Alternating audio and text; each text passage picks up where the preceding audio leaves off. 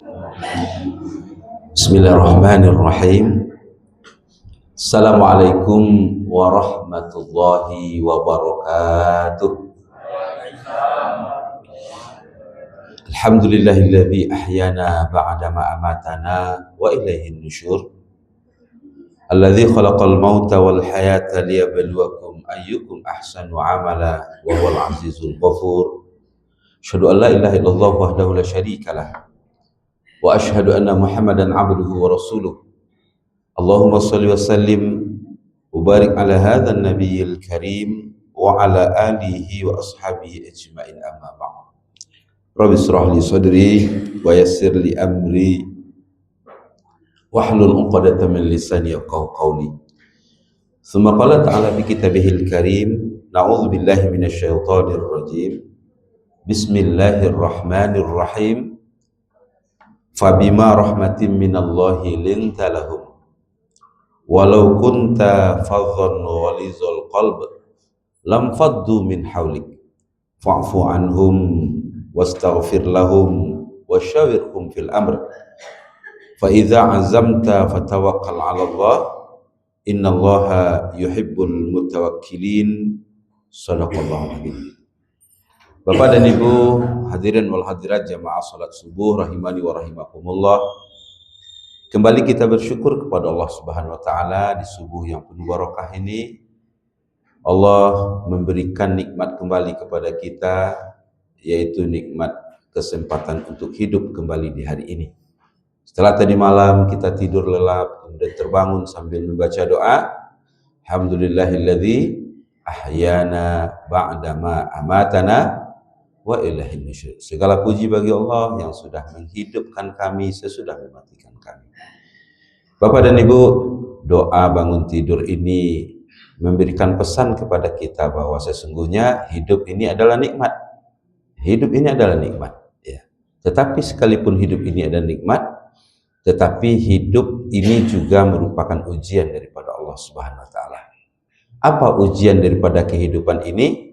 Allah katakan dalam surat Al-Mulk, alladzi khalaqal mauta wal hayata liyabluwakum ayyukum ahsanu.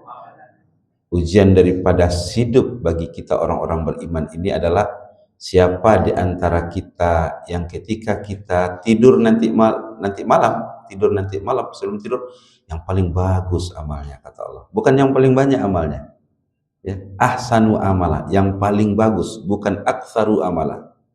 Jadi jadikanlah setiap amal-amal yang kita lakukan itu, sholat kita, puasa kita, sedekah kita, menjadi amal yang terbaik. Seolah-olah inilah amal terakhir. Sesudah ini rasanya tidak akan ada lagi kesempatan bagi kita. Maka puasa bulan ini kita jadikan menjadi puasa terbaik. Seolah-olah Allah tak akan beri lagi kesempatan kita puasa di tahun yang akan datang. Sehingga kalau seperti itu cara kita beribadah, seolah-olah inilah sedekah saya yang terakhir, seolah-olah inilah sholat saya yang terakhir. Disitulah kemudian kebaikan daripada ibadah itu akan kita dapatkan. Berselawat kita kepada junjungan kita Nabi Muhammad sallallahu alaihi wasallam, uswah dan qudwah dalam hidup dan kehidupan kita. Bapak dan Ibu hadirin yang dirahmati Allah, kajian kita pada subuh ini akan menyorot tentang akhlak Rasulullah sallallahu alaihi wasallam. Dalam judul yang diberikan kepada penceramah seperti yang ada di jadwal, akhlak Rasulullah di dalam rumah dan di tengah-tengah masyarakat. Bapak dan Ibu yang dirahmati Allah, secara umum kalau kita berbicara tentang akhlak Rasulullah, Sayyidati Aisyah radhiyallahu anha pernah ditanya oleh para sahabat.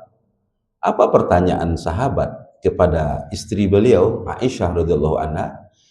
Coba gambarkan kepada kami bagaimana akhlak Rasulullah itu, supaya kami bisa mencontoh Rasulullah. Apa jawab Rasulullah ketika ditanya? Apa jawab Aisyah ketika ditanya tentang bagaimana akhlak Rasulullah? Karena memang sebagai seorang istri, pastilah istri lebih tahu dengan akhlak daripada suaminya. Iya Bu? Banyak mungkin orang tidak tahu bagaimana karakter istri, suami dan sebagainya. Tetapi Istri lebih tahu sedalam-dalamnya akhlak daripada suaminya. Baik itu pula suami. Ya. Suami paling tahu bagaimana karakter dan akhlak istrinya. Nah, maka wajar sahabat bertanya kepada Aisyah, bagaimana akhlak Rasulullah itu ya Aisyah? Tunjukkan kepada kami. Apa jawab Rasulullah? Kana khuluquhul Quran, kata Aisyah. Akhlak Rasulullah itu adalah Al-Quran. Ya. Jadi kalau kalian mau bertanya kepadaku tentang akhlak Rasulullah, ya, maka akhlak Rasulullah ini adalah Al-Quran. Maka Nabi itu bagaikan Al-Quran berjalan. Seluruh pola tingkah laku, perangai, tabiat Rasulullah senantiasa merupakan penjelmaan daripada Al-Quran yang merupakan pedoman hidup kita ini. Bapak dan Ibu, di dalam ayat yang kita bacakan juga di awal ceramah kita tadi, di dalam surat Ali Imran ayat 100 yang ke-59, kalau secara umum digambarkan oleh Allah Subhanahu wa taala betapa Rasulullah ini mulia akhlaknya, sehingga patut dijadikan contoh tauladan. Dalam surah Ahzab 21, laqad kana lakum fi rasulillahi uswatun hasanah. Sungguh pada diri Rasulullah itu terdapat uswah hasanah, contoh tauladan yang baik. Bagaimana bentuknya? Dalam Al-Quran banyak sekali digambarkan, tetapi di antara penggambaran akhlak Rasulullah itu Bapak dan Ibu dapat kita baca dalam surat Ali Imran 159 tadi. A'udzubillahi minasyaitonirrajim. Fabima rahmatin minallahi lintalahum. Ya. Berkat rahmat Allah lah wahai Muhammad, lintalahum, hatimu ini lembut kepada umatmu. Walau kunta fadhon ghalizal qalb, kalau hatimu itu keras, ya, congkak, lam faddu min haulik, niscaya umatmu pasti akan berpaling daripadamu. Maka Allah ingatkan kemudian di dalam Al-Quran ini, ya, fa'fu anhum, maafkan mereka, wastaghfir lahum. Tidak cukup dimaafkan kesalahan mereka, minta ampunkan kepada Allah kesalahan-kesalahan mereka, umatmu itu. Wasyawirhum fil amr, bermusyawarahlah dengan mereka tentang urusanmu. Kemudian fa idza azamta fatawakkal 'ala Allah, dan kalau sudah bulat tekadmu, bertawakallah kepada Allah Subhanahu wa taala. Innallaha yuhibbul mutawakkilin, karena Allah suka sayang kepada orang-orang yang bertawakal. Bapak dan Ibu, ayat yang kita bacakan ini secara umum sebenarnya asbabun nuzulnya berkaitan dengan perang Uhud. Perang Uhud, ya. Seperti yang kita tahu, ya, perang Uhud ini terjadi di tahun yang ketiga Hijriah. Setelah terjadinya perang sebelumnya yang tidak kalah dahsyatnya, yaitu perang Badar.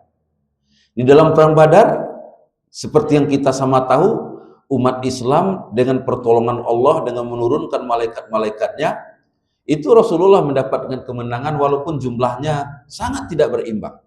300 lawan 1000. 300 lawan 1000. Kekuatan Rasulullah, pasukan Rasulullah, senjata seadanya 300 orang saja, melawan kafir Quraisy yang jumlahnya 1000 dengan perlengkapan amunisi yang sangat-sangat canggih.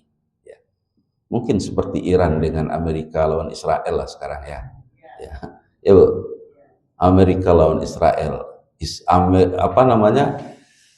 Iran lawan Israel yang dibantu oleh Amerika.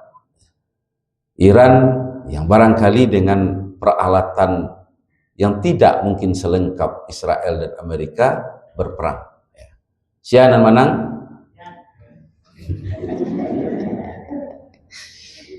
Kalau nan kanda hati kita kan iyo, kena hati gitu. Tapi ada juga di media sosial berseliweran mengalu mendukung-dukung. Siapa nak kuat dukung kan itu? Iran kuat dukung atau Amerika? Kan itu. Ada mengecek, tak usah didukung keduanya. Wah tu, nanti kapia, nanti Syiah. Iya, Bu. Ya kalau di awak ya, seperti mana misalnya ditanya, Ustaz baca lihat di TikTok Ustaz Abdul Somad, tanya orang sederhana saja, ya, kalaulah Rusia membela Palestina, kita dukung, kan? Kita dukung Rusia. Kalaulah Cina membela Palestina, kita akan dukung Cina. Jadi tidak ada. Kenapa kita mendukung Iran? Karena ini membela Palestina. Itu sekitar Arab itu negara yang jelas-jelas menunjukkan pembelaannya terhadap Palestina, satu-satunya cuma Iran. Dan lain bertekuk lutut di bawah ketakutan terhadap Amerika dan Israel. Mesir, Jordan, habis saja juga. Ya. Yang kita harapkan sebagai negara Islam membantu saudara seagamanya Palestina, enggak. Tetapi yang kita tuduh Syiah, ya kan? Tapi justru mereka yang membantu Palestina dengan gagah berani dan dengan segala konsekuensi dan risiko, termasuk kini kok diserang oleh Israel dan Amerika. Mudah-mudahan ya kemenangan beradalah hendaknya di pihak yang membela Palestina. Amin amin ya rabbal alamin. Nah, ketika terjadi perang Badar, umat Islam Allah beri kemenangan. Ya, kemudian kafir Quraisy dengan segala penyesalan, ya, dengan segala kemarahannya kemudian balas dendam 1 tahun sesudah itu. Terjadilah perang yang tidak kalah sengitnya, perang Uhud. Di perang Uhud umat Islam kalah atau menang? Kalah, ya. Walaupun para pakar, para ahli sejarawan mengatakan, ya, umat Islam kalah, tetapi kalahnya tidak telak, kan itu. Kenapa tidak telak? Sebab kalau pada masa dahulu peperangan itu dikatakan kalah ketika yang menang membawa rampasan perang, membawa budak-budak sebagai tahanan. Begitu, dan itu yang terjadi pada perang Badar.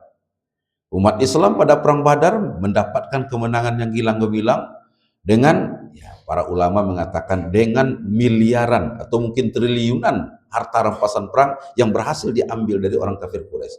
Ya, banyak budak-budak kemudian yang tertawan dalam perang Badar.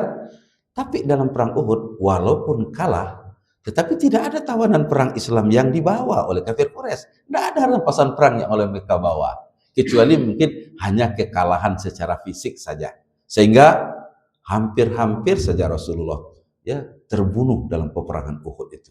Patah gigi Nabi, luka pipi Nabi, ya penuh dengan luka, dan tidak sedikit sahabat-sahabat terkemuka ya meninggal gugur dalam mempertahankan melindungi Rasulullah SAW. Nah, apa kaitan dengan ayat ini? Ayat ini berkaitan sehubungan dengan ketidakamanan pasukan Islam ketika itu dalam menghadapi kafir Quraisy. Ya. Rasulullah suruh sekitar 40 orang pemanah-pemanah yang handal untuk menempati posisi Jabal Rumal. Gitu ya. Jabal Rumal itu di antara bukit-bukit yang ada di Bukit Uhud. Bukit Uhud itu bukan panjang itu kalau kita pergi ke sana. Ya. Yang kita naiki itu kata orang itu Jabal Rumal, tapi sekarang pun menaiki Jabal Rumal itu pun sudah sama datar aja dengan apa sekarang, tidak terlalu berat. Nah, ketika pemanah di Jabal Rumal ini tidak konsisten, tidak patuh dengan Nabi, Nabi kan menyuruh apapun yang terjadi di bawah kalian jangan turun. Menang kami kalian jangan turun, bahkan kalah pun kami di bawah kalian tetap bertahan di pos. Tapi ternyata ketika kemenangan pertama berhasil didapatkan kaum muslimin, gagah berani ya menghantam pasukan kafir Quraisy yang di perang Uhud jumlahnya pun sama ya 3.000 lawan 1.000 ya masih 1:3 di awal pertempuran. Kemudian kafir Quraisy meninggalkan hartanya, meninggalkan istri-istrinya, mereka lari. Ketika itulah pasukan yang di atas ini tergoda ketika melihat yang di bawah mengumpulkan harta ya. Disitulah kalau bahasa awaknya, awak sama-sama perang kan itu. Masa mereka di bawah saja nak mengumpulkan atun. Ya, rugilah awak kan, rugilah awak. Sehingga satu persatu turun ya. Akhirnya tinggal 3 atau 4 orang saja di atas. Disitulah kemudian Khalid bin Walid melancarkan strateginya, yang di atas yang berempat itu dibunuh dan akhirnya berbalik arahlah. Disitulah kekalahan muncul. Bapak dan Ibu, ketika terjadi kekalahan ini, Rasulullah SAW kembali ke Madinah. Sebagai seorang pemimpin, melihat anak